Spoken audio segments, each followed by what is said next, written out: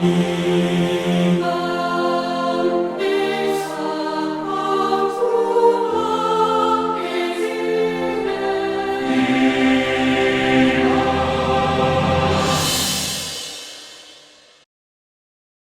to Part 2 of America's Freedom Seminar.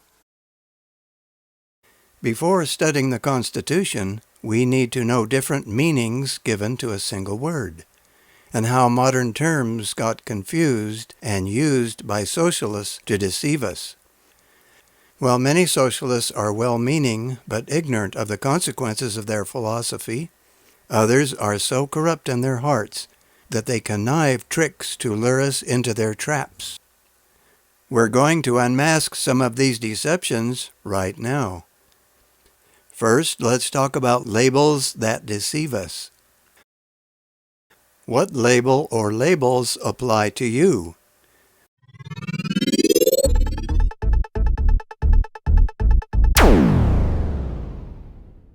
While some people might admire the label you choose for yourself, your race, degree in education, religion, etc., others may think of your label in negative terms.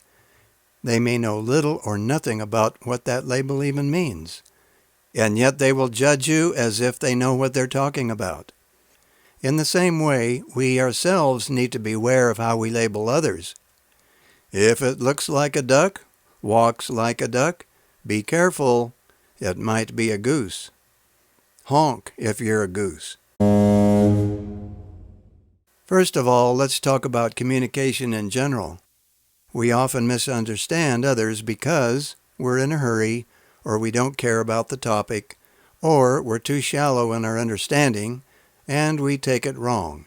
Or we're prejudiced and twist what we hear into something else. Or maybe we're too caught up in our own thoughts to really pay attention to what was said. How embarrassing! Sometimes we actually agree with someone else, but we don't know that we agree simply because we understand the same word differently. We also have the problem of words changing their meaning over time. Here are some well-known examples. Let's use some political words that have been twisted very cleverly so they can be used against us. Ah, yes, the liberal and conservative labels. In 1800, George Washington was a liberal. In those days, liberals wanted liberty from tyranny. But 200 years later, George Washington would hold the same views and be called a conservative. That's because we want to conserve the liberty our founders bequeathed to us. Let's try two more political labels: democracy and republic.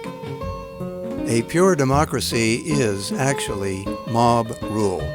That means a majority can pass any law and the minority is forced to comply. Minority rights in this case don't exist. For this reason, among others, the United States cannot be accurately described as a pure democracy. Marxists like to use the word democracy to hide their tyranny. Because they take it upon themselves to save the people from themselves, because they think they are wiser, their use of force is declared to be the will of the people. They want us to believe that since they are carrying out the will of the people, which is false, that their government is a democracy. See what a hoax this is. Just because Marxists claim to be doing what the people want, whether the people like it or not, they simply call that a democracy, which by no stretch of the imagination can be true. On the other hand, a republic is designed to put the best men in positions to make decisions for the rest of us. This means that we choose our best leaders to make tough decisions. Then we don't have to participate in studying every issue and voting on every law, as is required in a democracy where everybody participates in the government. Such involvement in a democracy would disrupt our lives and families in constant debate, traveling to and from the Capitol building to vote, and ruin economic productivity. Instead, the citizens hire their best men to be leaders, which leaves the rest of the people free to go about their private business and occasionally vote and keep track of those they hired to govern. That is a republic.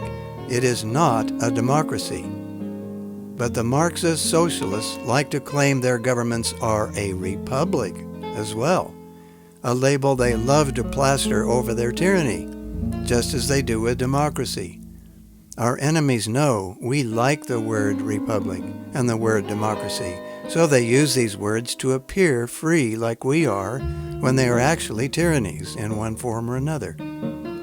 Marxists call their tyrannical republic just a phase before the people get their promised freedom, but these leaders enjoy their despotic power too much to give it up, no matter what phase their socialist scheme is in.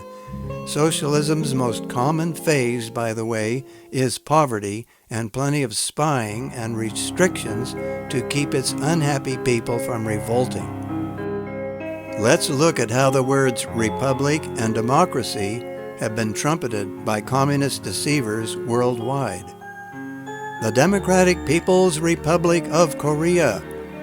Balderdash. Talk about overdoing it. Lao People's Democratic Republic. They lay it on heavy here, too.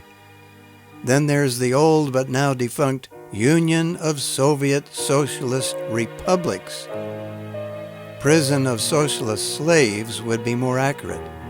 But notice that the communists call themselves socialists. Don't forget, they are all socialists. Beware of every and any socialist project, no matter what form it takes or where it comes from. The People's Republic of China is anything but the people's anything. It turns out that many smaller Marxist nations used these political terms in naming their nations at first, but dropped them when they became real republics of one sort or another in the early 1990s. No one wants to be a real democracy, as you may recall. It's too cumbersome and costly because it demands that everyone debate and vote on the laws. To repeat, you can't call an entire nation together to govern without causing economic collapse. We're going to return to our Marxist expert who finally saw the light of day and repudiated Marxism 20 years later, Max Eastman. Either phony elections or no elections at all. That is what thoroughgoing socialism will mean, no matter who brings it in. The United States is now permeated with socialist philosophy. While it used to be shunned, now it is more tempting as people think they are going to get something for nothing. Is such a philosophy now being taught at the university level? The late Milton Friedman, famous economist, thought so. The academic community is in the forefront in persuading the public at large that the doctrine of individual responsibility is a false doctrine, that the source of all good things is Big Brother in Washington. In our next lesson, we're going to clarify what is right and left in politics.